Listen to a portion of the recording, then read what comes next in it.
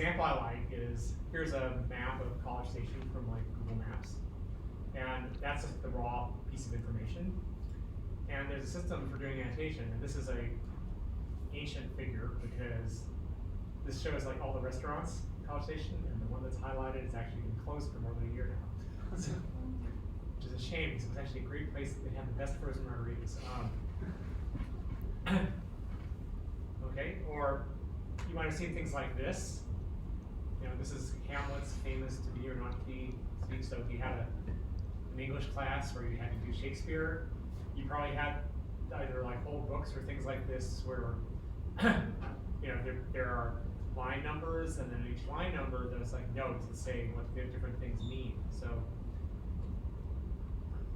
when you can't remember if they actually annotated this, but like one of the things that struck me is that there's like some Elizabethan English that's not commonly used anymore because, you know, who in your everyday speaking says things like "who would fartles bear," right? And somewhere in the annotation you need an explanation of what it actually all means. So that's what in the everyday English class, you know, usage of annotation, what we mean by annotation. You're just adding explanatory information to something else. Okay, so the point of view of biologists, there's different levels of annotation that we do for any sort of genome project. And this is actually a slide that I often use in my genomics class, which goes way beyond what we do here, but not nearly as much depth as what we do here.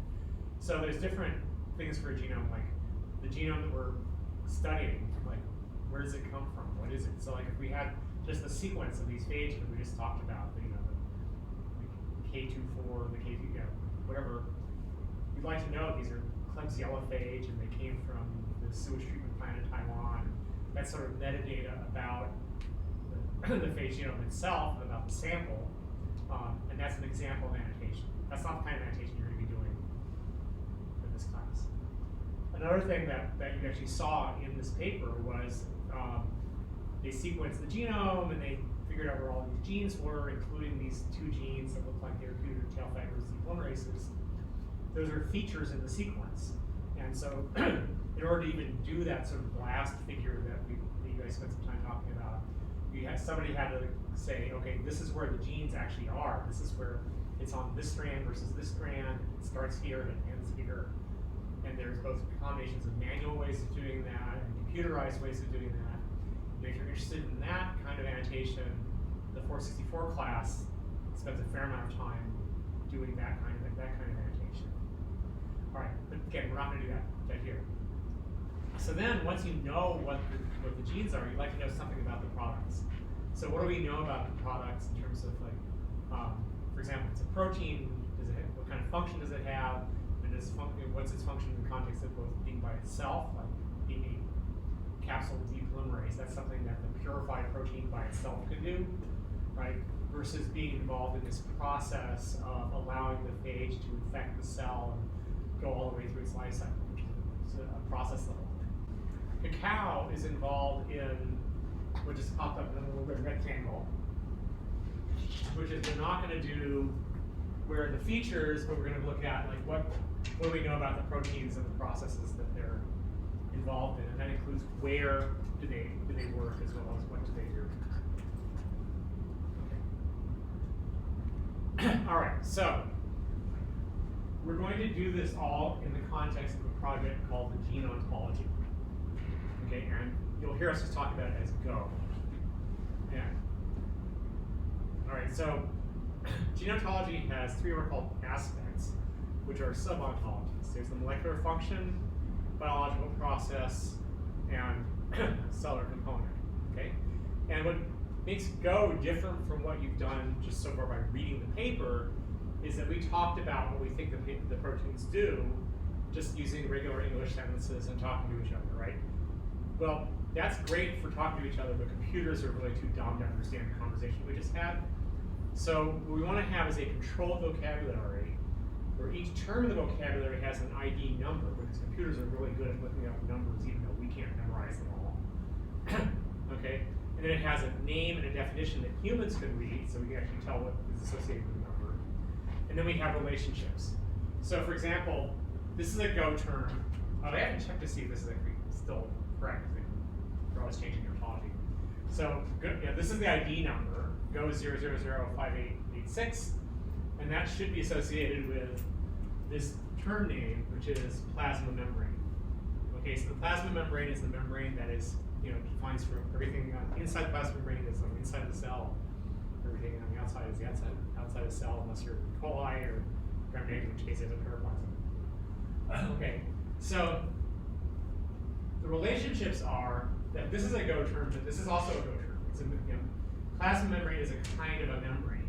Okay, and a membrane is a cell part, and a cell part is a cellular component. So in this particular Go term, it has different relationships, and if you say that something is in the plasma membrane, you're automatically saying all the things that have ISO relationships up the tree. You don't have to tell me.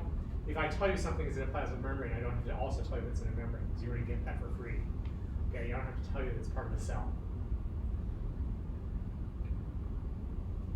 Okay, so there are those three aspects, each of which is a sub-ontology, and then they're connected to each other in various ways. So the first one is called molecular function, and sometimes you will see us mark it as just a little f for function, which is kind of redundant because everything here is function.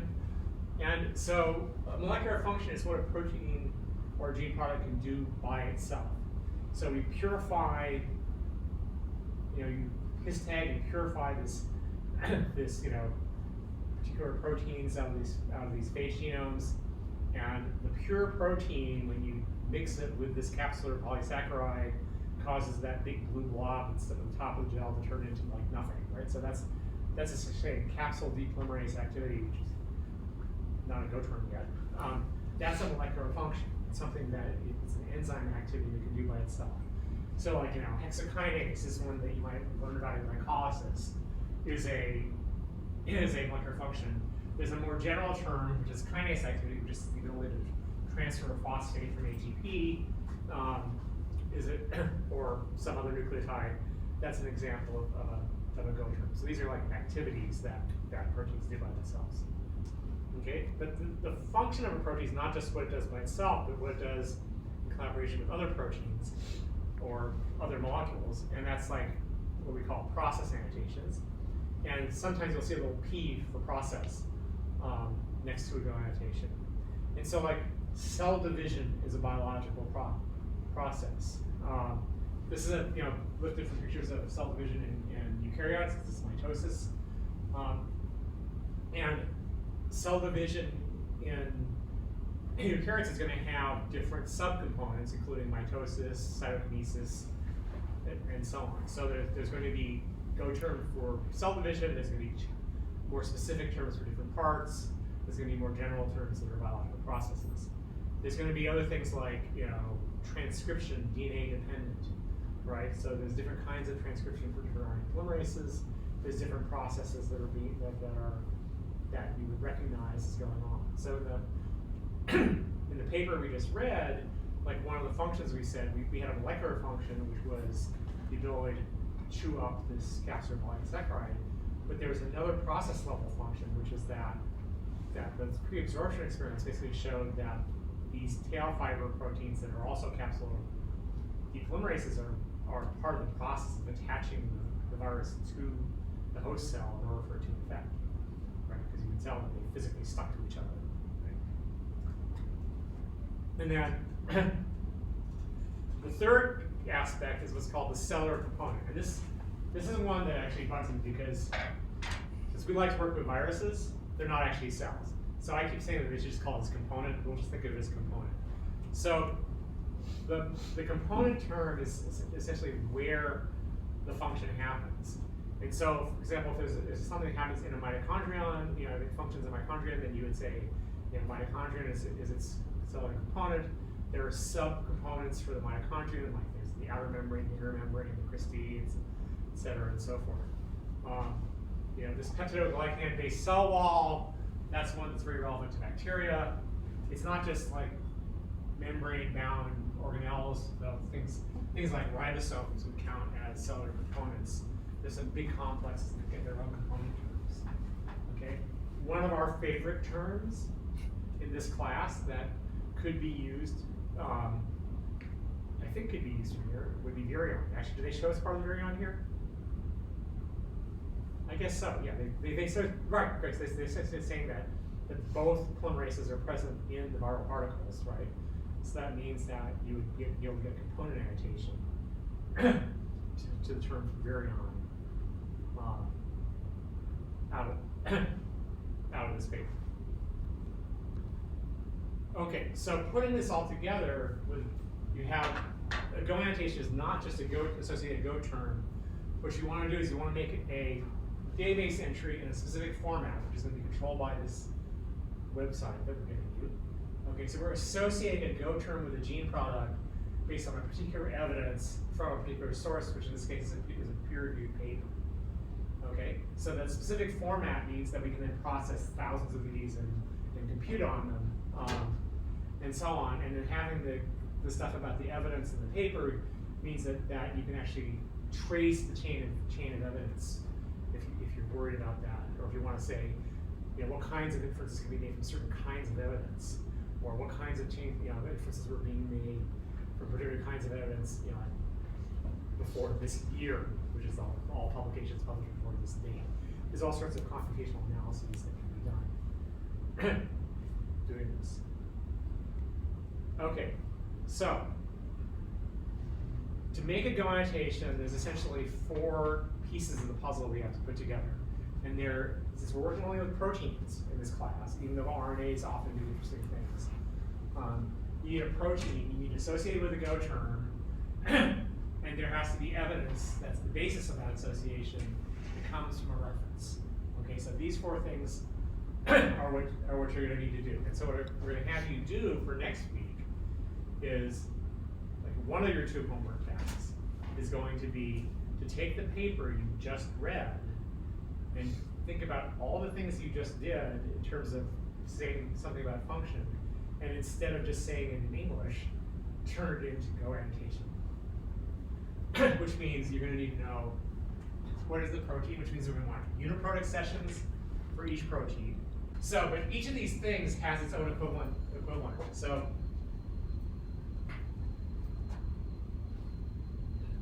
all right, so there's the Google table for you to record the stuff. You've already seen this, right? Have you seen this? Okay. All right, so we're going to gather the data for for our 4 parts. And so, so there are essentially 3 websites we're going to use in addition to the wiki. We're going to use Uniprot, QuickGo, and PubMed.